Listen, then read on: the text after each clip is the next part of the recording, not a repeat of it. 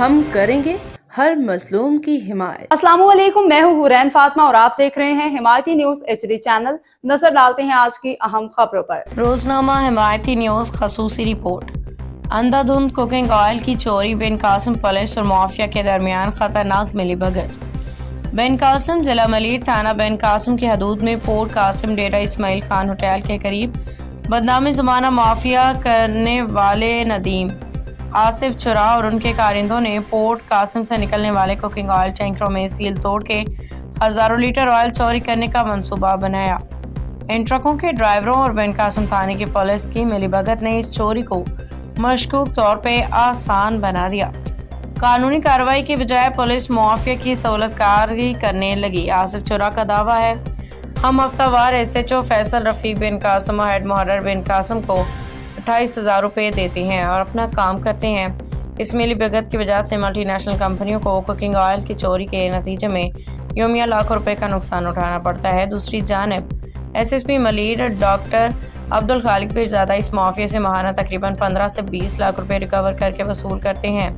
ملیر بھر میں مختلف تھانوں سے بھی مجموعی طور پر روزانہ تقریباً 50 لاکھ روپے وصولی کی جاتی ہے۔ نشاندہی اور مطالبات۔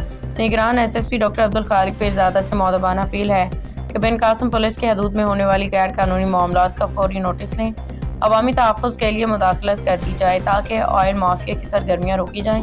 ملٹی نیشنل کمپنیوں کو دی جانے والی ہر جانے سے لوگوں کا ملک و معاشرہ محفوظ رہے۔